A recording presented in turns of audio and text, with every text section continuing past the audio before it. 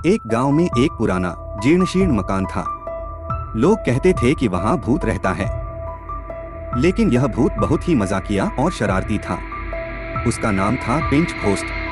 चुटकी भूत की खासियत यह थी कि वह न केवल रात में बल्कि दिन में भी अपनी शरारतों से लोगों को परेशान करता था। घर में एक पुरानी कुर्सी थी और भूत हमेशा उस पर बैठा रहता था।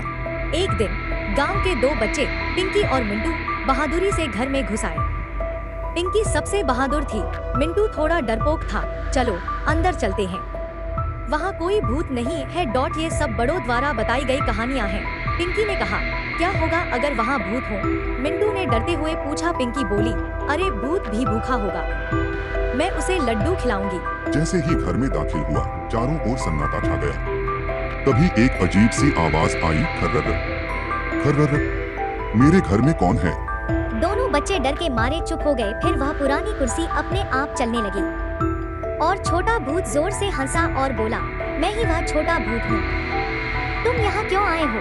पिंकी ने हिम्मत जुटाई और कहा, हम यह देखने आए थे कि क्या तुम सचमुच वहाँ थे। भूत हंसा और बोला, तो अब तुम्हें सब समझ आ गया, लेकिन अगर तुम यहाँ हो तो तुम्हें मेरी शरारतें भी सहनी पड़ेंगी।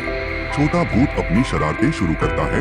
एक उसने पिंकी को लड्डू की जगह मिर्च दी। पिंकी ने सोचा कि यह लड्डू है, इसलिए उसने उसे मुंह में डाल लिया और चिल्लाई, आग आग दो। उसने मिंटू की पैंट से रस्सी खींची और उसे पेड़ से बांध दिया। अगर मिंटू भागने की कोशिश करता तो रस्सी और कस दी जाती। भूत ने पिंकी को एक जादुई जूता दिया जो अपने आप नाचने लगा। पिंकी का डांस देखकर छोटा भूत जोर जोर से हंसने लगा।